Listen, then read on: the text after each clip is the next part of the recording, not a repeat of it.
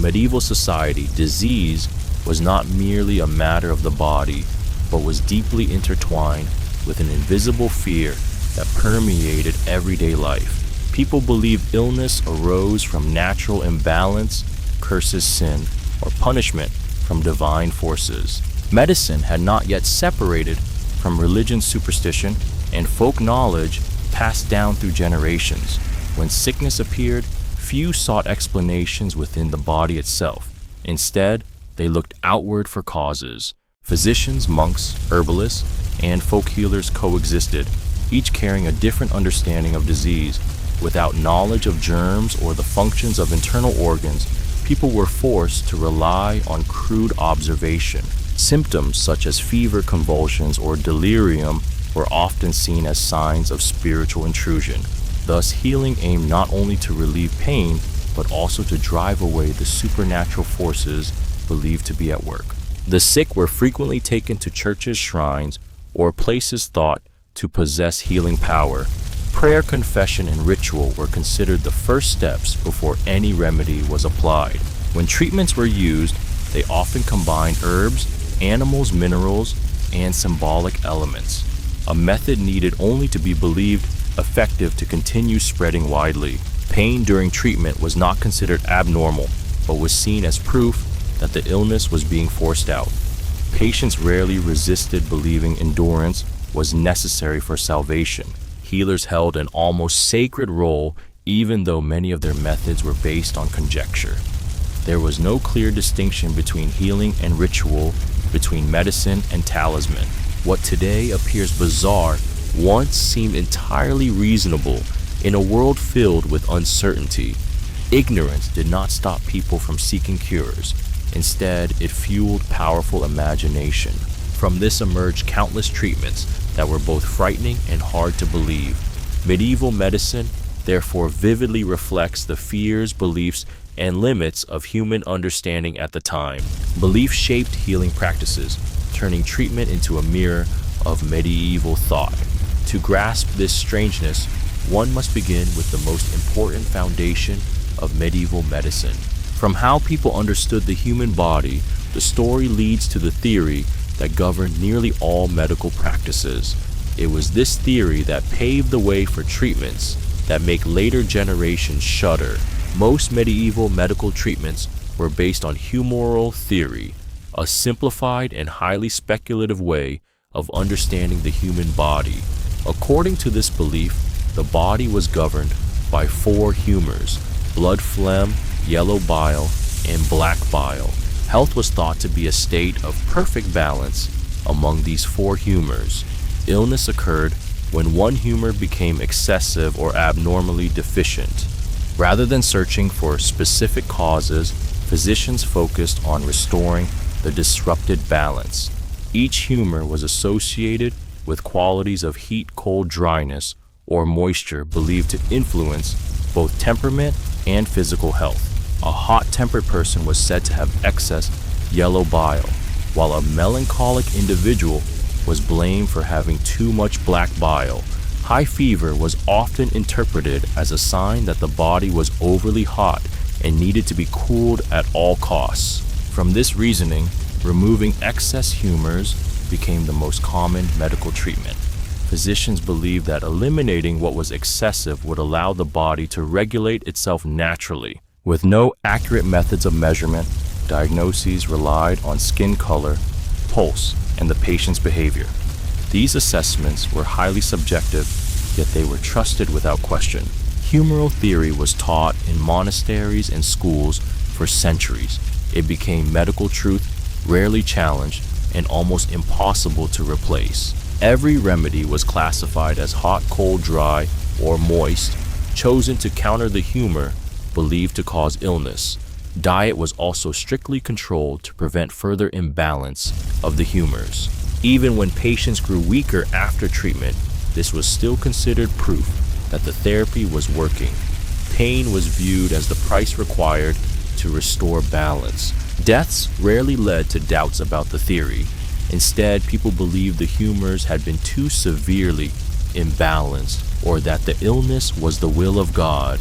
Humoral theory formed the intellectual foundation that made many brutal treatments seem logical to medieval minds. From this foundation arose some of the most disturbing medical practices in history, and among them none was more widespread or more terrifying than bloodletting used to treat nearly every disease. From here, the story enters a method that made both patients and later generations shudder. In medieval medicine, bloodletting was not a supplementary treatment, but the central pillar of healing applied to nearly every known illness. Blood was believed to be the humor most prone to imbalance, especially when the body was feverish, overheated, or mentally unsettled. When a person suffered from headaches, dizziness, or prolonged fatigue, physicians often concluded that the blood was excessive or corrupted. The solution was not to search for deeper causes, but to remove the blood believed to be harmful.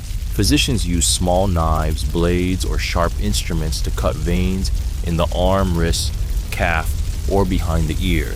The blood was collected in wooden or metal bowls, and the amount removed depended entirely on the healer's judgment. There were no fixed standards, no safety limits, only the belief that the more blood was removed, the lighter the body would become. Patients often grew pale, dizzy, and rapidly weakened, but this was considered a positive sign. Such weakness was misinterpreted as the illness leaving the body along with the flowing blood. Many patients were bled repeatedly over several days, sometimes even multiple times in a single day. The body had no time to recover before losing more blood, leading to exhaustion or death. When death occurred, physicians were rarely blamed, as people believed the illness had been too severe or that it was simply the will of God.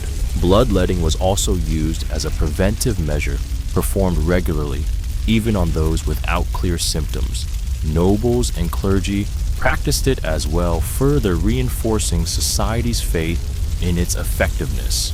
Enduring pain during a bloodletting was seen as necessary, even spiritually purifying. Patients rarely resisted believing that today's suffering would prevent tomorrow's death. Bloodletting thus became not only a medical treatment, but a ritual with deep spiritual meaning. Only centuries later did people realize that the loss of blood itself had killed countless patients. Yet, throughout the Middle Ages, the practice remained widespread and largely unquestioned. It stands as a stark example of how belief can completely overshadow lived experience. Faith in bloodletting grew so strong that people sought to make it safer by using living creatures. From this belief emerged the leech as a familiar medical tool in medieval medicine. After bloodletting with blades came to be seen as overly brutal, medieval people believed that nature itself could offer a more refined way to remove excess humors. Leeches, therefore, became a common medical creature found in both cities and rural areas. It was believed that leeches did not merely suck blood, but could somehow choose the bad blood that needed to be removed. This belief made leech therapy seem wiser and safer than cutting directly with a knife. Leeches were commonly placed on the wrist, ankle, behind the ear, or near the site of pain. Once attached, they drew blood slowly, creating the impression of a gentler and less painful treatment. Patients were instructed to remain still, allowing the small creature to feed until it detached on its own. Many felt cold, dizzy, and noticeably weakened after each session. Yet these reactions were interpreted as signs that the body was being cleansed from within.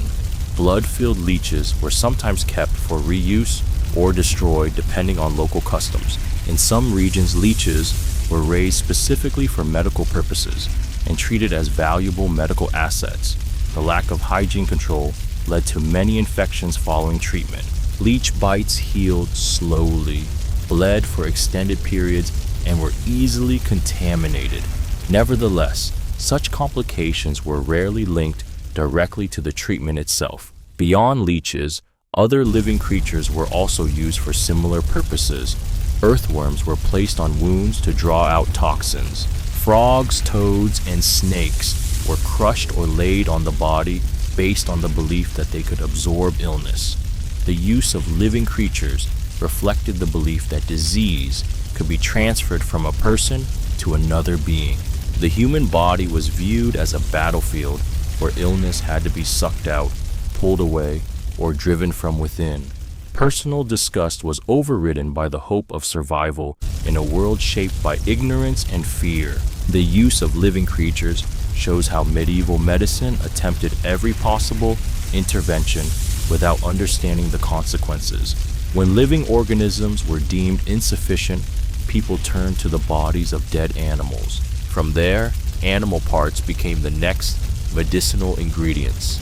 This transition opened one of the most bizarre and unsettling chapters in medieval medical history. When living creatures were believed capable of drawing illness out of the body, medieval people quickly extended that belief to animal bodies themselves. They assumed that the strength, instincts, and life force of animals could be transferred to humans through the use of animal parts. Medicine at the time did not clearly distinguish between remedies and sacrifices, blurring the boundary between healing and ritual. Animal fat was the most commonly used substance, especially bear fat, wild boar fat, and goat fat. These fats were melted down and rubbed onto aching joints, swollen areas, or weakened parts of the body. People believed the fat carried the endurance and resilience of the animal itself. Bird brains were crushed to treat headaches and mental disturbances. Animal livers were dried, ground into powder, and mixed with liquid to cure eye diseases. Animal bones were burned into ash and sprinkled onto wounds in the belief that they could stop bleeding. Fresh blood from certain animals was drunk directly or applied to the skin to restore vitality. The foul smell and unpleasant taste did not deter patients, as medicine was believed to be more powerful the more repulsive it was. Many remedies required animal parts taken immediately after slaughter, when their life force was thought to remain intact. This practice made healing resemble sacrificial ritual more than medical treatment. There were no clear dosages. Healers relied on instinct and oral tradition. Some treatments caused nausea, fever, or infection, yet these reactions were considered normal. If a patient died, it was assumed the illness had gone too deep, not that the medicine was harmful. Belief in animal-based remedies spread from common people to the nobility. Even monasteries made use of medicines derived from animals. This reflected the lack of alternatives in a world that did not understand the human body. Animal bodies became tools sacrificed for humanity's fragile hope of survival. The use of animals as medicine shows how medieval healing placed immense faith in the transfer of life force. When living creatures and bodies were no longer enough, people turned to substances drawn from the earth itself. From there, minerals and metals entered medicine as remedies of last resort. This choice brought humanity dangerously close to the line between healing and poisoning. When herbs and animal remedies failed to bring clear results, medieval people turned to substances drawn from the earth with even greater faith. They believed that minerals and metals possessed special power because they were formed deep underground, bound to the ancient order of nature. Materials that were hard, heavy, and resistant to change were thought capable of suppressing disease that was destroying the body. Lead was widely used, ground into powder, or dissolved into mixtures to be drunk or applied to the skin. People believed lead could cool the body and restrain violent fevers. Mercury was considered an even stronger remedy, especially for skin diseases and illnesses believed to spread through contact. It was applied directly to the skin or mixed into drinks, despite causing obvious burning sensations. Reactions such as trembling, excessive salivation, or intense pain were interpreted as signs that the medicine was working. Sulfur was also used to drive illness away, as its pungent smell was believed to make disease unable to survive. Some healers had patients inhale the smoke of heated minerals to cleanse the body from within. Crushed stones, mineral powders, and rare salts were mixed with water and consumed as tonics. There was no clear distinction between a healing dose and a lethal one. Everything depended on instinctive judgment. Many patients weakened rapidly from metal poisoning, yet the cause was rarely recognized. Death was blamed on the severity of the illness, not on what had been consumed. Faith in minerals was so strong that they were given even to children and the elderly. Pain during treatment was considered inevitable, even necessary for the disease to be subdued. These remedies were often passed down as precious secrets not to be questioned. Medieval medicine thus moved dangerously close to the boundary between healing and self-destruction. People were willing to ingest poison to avoid death, unaware that the poison might kill them faster than the disease. Belief continued to overpower experience, allowing the cycle of suffering to persist across generations. When minerals failed to produce miracles, people turned toward the invisible power of the spirit. From poison, medieval medicine gradually shifted toward faith and sacred ritual. In this transition, the boundary between healing and supernatural supplication became completely blurred. From here, medical treatment descended fully into the world of prayer relics and miracles. When medicine caused pain without bringing visible recovery, medieval people often turned to faith as a final refuge. Illness was seen as a sign that the soul itself was in danger, so healing had to begin with spiritual salvation. The sick were brought to churches, knelt before altars, and recited confessions to seek forgiveness for their sins. Many believed that once sin was cleansed, disease would naturally leave the body. Relics became the center of hope, believed to possess healing power beyond any earthly remedy. Bones of saints, fragments of clothing dried, drops of blood, or objects that had touched a holy person were carefully preserved. The sick were allowed to touch these relics or press them against the afflicted parts of their bodies. In some places, water in which relics had been immersed was drunk, believed to carry dissolved divine power. Long pilgrimages were undertaken, even when the sick were extremely weak. The hardship of the journey was seen as proof of devotion and something that would be rewarded. Many died along the way, but such deaths were considered the will of the divine. When a rare recovery occurred, it was quickly spread by word of mouth as a miracle. These stories strengthened communal faith in supernatural power. By contrast, those who did not recover were rarely mentioned or were said to lack sufficient faith. Collective prayers were organized during times of epidemic in hopes of driving away calamity. Church bells rang constantly. Incense smoke filled the air like an invisible shield. Many believed illness was a trial sent to test devotion. Enduring suffering therefore became an act of virtue rather than something to be avoided. Medicine and religion merged into one, with no clear boundary between treatment and ritual. Faith provided spiritual comfort, even if it could not replace understanding of the human body. Prayer and relics show how people sought control in an unpredictable world. When all material methods failed, belief became the final support to cling to. But when faith did not bring the desired results, fear took on another form. From this point, illness was no longer seen as imbalance, but as the intrusion of malevolent forces. When prayer failed to bring visible results, medieval people often turned to a far more frightening explanation for illness. Many conditions, especially seizures, delirium, high fever, and behavioral disturbances, were believed to be signs of demonic possession. Under this belief, healing was no longer about restoring the body, but about expelling the intruder at any cost. Exorcists, priests, or individuals believed to possess special spiritual authority took on the role of healers. The sick were brought into enclosed spaces, often small chapels or dark rooms, where the ritual would be performed. Prayers were recited loudly and repeatedly, intended to weaken the evil force and force it to depart. Sacred symbols were pressed against the patient's body, sometimes causing obvious pain. The patient was restrained when they struggled, as resistance was seen as proof that the demon was fighting back. Screaming convulsions and loss of consciousness did not halt the ritual. On the contrary, they were taken as signs to intensify it. Some exorcisms lasted for hours or even days, rapidly draining the patient's physical strength. Charms were written on parchment or carved into wood, then hung around the neck or hidden beneath the pillow. These objects were believed to form an invisible barrier protecting the afflicted person.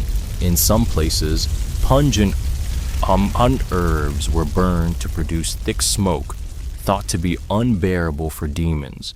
Many people died during exorcisms due to exhaustion, dehydration, or physical trauma. Such deaths were rarely seen as failures of the method.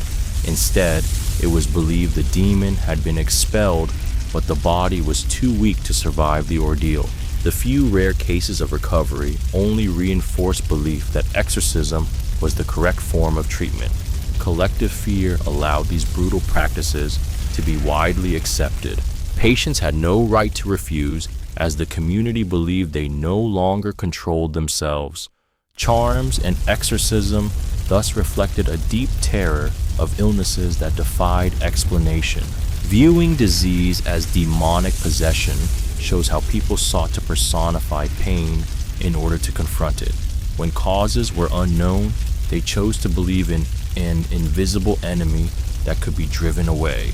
From this fear of possession, medieval medicine turned back toward nature, hoping to find remedies less violent. That return led people into the world of herbal medicine, where the boundary between cure and poison was dangerously thin. After the harsh rituals of exorcism, medieval people still placed great hope in herbs as nature's gift to humankind. Forests, meadows, and monastery gardens became living pharmacies where every plant was assigned a specific healing purpose. Physicians and folk healers gathered leaves, roots, and bark, then dried, crushed, or boiled them to make remedies. Knowledge of herbal medicine was mostly passed down orally, rarely tested or accurately recorded. Some plants truly reduced pain, lowered fever, or calmed the mind, though no one understood why they worked. Because of this lack of understanding, dosages were estimated by hand, by sight, or by intuition. A small miscalculation was enough to turn medicine into a deadly poison. Sedative plants were used to dull pain during crude surgical procedures, sending patients into a dreamlike state. When they awoke, some never fully regained consciousness, as their bodies could not withstand the drug's strength. Certain herbs cause hallucinations, making patients see strange visions or behave erratically. Such symptoms were sometimes mistaken for demonic possession, triggering new rounds of exorcism. Poisonous herbs were also deliberately used to strike hard against severe illness. People believed that anything powerful enough to kill could also kill disease. Many patients died from poisoning, yet these deaths rarely led to doubt about the method. Healers typically claimed the illness had been more advanced than first assumed. Monasteries played a crucial role in cultivating and distributing medicinal herbs. Monks recorded plant uses, but their writings mixed observation with belief. A single plant might be prescribed for many ailments simply because its shape suggested a connection. For example, plants with roots resembling hands were believed to cure diseases of the limbs. Medieval medicine thus relied more on symbolism than on actual biological mechanisms. The use of herbs shows humanity's attempt to find less painful ways to heal. Yet ignorance turned every dose of medicine into a gamble between life and death. When herbs proved insufficient to save the gravely ill, medieval medicine moved to its final option. From that point on, the human body itself became the direct target of knives and burning heat. When herbs, charms, and rituals no longer worked, surgery became the final option in medieval medicine. There was no true concept of anesthesia. All procedures were performed while the patient remained conscious or only lightly dazed. Pain was not considered a failure, but an inevitable part of the healing process. Surgeons were often barbers or skilled craftsmen with practical experience rather than academically trained physicians. They learned their trade through observation and repetition. rarely understanding the body's internal structure. Knives, saws, forceps, and fire were the primary tools used. Wounds were cut open to release whatever was believed to be trapped inside and causing illness. Pus, blood, and fluid flowing out were seen as positive signs that the disease was leaving the body. Trepanation, drilling into the skull, was performed for severe headaches, seizures, or abnormal behavior. It was believed that opening the skull allowed harmful air or spirits to escape. Many patients did not survive the procedure due to blood loss or infection. Amputation was carried out when limbs became gangrenous or severely infected. Speed was essential as patients could not endure prolonged agony. Fire was used to cauterize wounds to stop bleeding and prevent bad air from returning. The smell of burning flesh and the sound of screaming were common during surgical procedures. Afterward, wounds were wrapped with dirty cloth or dried herbs. Infection was almost unavoidable under such unhygienic conditions. Those who survived were left with massive scars, lost limbs, or lifelong pain. Death following surgery did not cause the method to be abandoned. Instead, it was believed that the body had simply not been strong enough to endure what was necessary.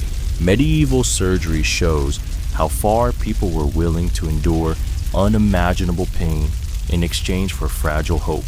It was the final effort in a world that did not yet understand how life truly functioned. When surgery failed to bring recovery, blame was not placed on the blade. Instead, suspicion turned toward the very hands that wielded it. In medieval society, healers did not belong to a single unified class, but existed in many overlapping forms. There were physicians trained in monasteries or schools, but they were few in number and served mostly the wealthy. The majority of the population turned to folk healers, barber surgeons, monks, or local practitioners. These individuals learned their craft through oral tradition, observation, and personal experience accumulated over time. There were no shared standards to evaluate competence, so anyone who cured a few cases could quickly gain trust. Failure was rarely blamed on the healer because illness itself was seen as unavoidable. When a patient died, the cause was usually attributed to divine will or the patient's own faults. This belief removed pressure on healers to improve or question their methods. Some healers genuinely wanted to help but were constrained by limited knowledge. Others exploited fear of disease for profit, offering bizarre treatments to appear impressive. Reputation spread quickly in small communities, often based on little real evidence. Dangerous methods were repeated because no system existed to eliminate them. Patients rarely had alternatives and accepted the risks as fate. Trust in healers was personal rather than scientific. When one method failed, people simply sought another healer. This cycle allowed harmful practices to persist across generations. Medieval medicine therefore did not advance rapidly, but repeated the same damaging treatments. Healers were both a source of hope and a source of danger. They stood on a fragile boundary between saving lives and causing death. This ambiguity clearly reflected the limits of knowledge of the age. Healers were not entirely to blame, as they too were products of shared fear and ignorance.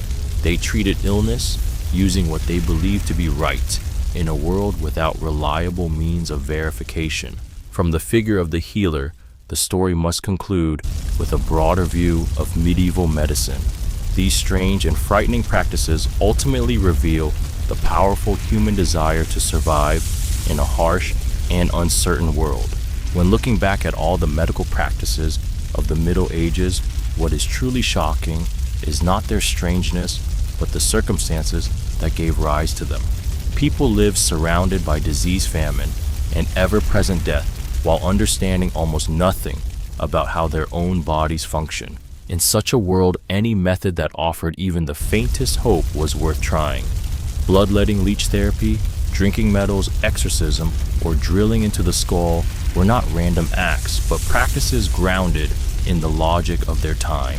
That logic was shaped by humoral theory, religious belief, crude observation, and centuries of oral tradition. Medieval people did not inflict pain upon themselves out of cruelty, but because they believed suffering was the only path away from illness. Endurance was seen as proof of the will to live and of devotion before unseen powers. Failed treatments were not quickly abandoned because there was no way to compare or verify effectiveness. Death caused by treatment was viewed no differently from death caused by disease itself. Medicine and faith were intertwined, making healing both a physical act and a spiritual journey. Healers, despite their mistakes, were still seen as bearers of hope amid despair. Without knowledge of microbes, organs, or infection, humanity was forced to grope forward in darkness. Methods considered brutal today were at the time the best efforts available. They reflect a society struggling against death with imagination and belief. Through them, we see that medicine does not advance through sudden leaps, but through countless painful mistakes. Each strange treatment marks a step along the long road toward later understanding. Without those failures, medical knowledge could not have taken shape. Medieval people were not more ignorant than later generations, they simply lived within the limits of their era. These bizarre treatments thus act as mirrors, reflecting fear, hope, and the instinct to survive. And within that strangeness, we see most clearly the fierce will to live of medieval humanity. These medical practices are not merely stories of medicine, but stories of people confronting death itself. They remind us that today's knowledge is built upon the suffering of the past. When we look back at medieval medicine, what deserves remembrance is not backwardness, but relentless effort. For even in the darkness of ignorance, humanity never abandoned hope of being healed.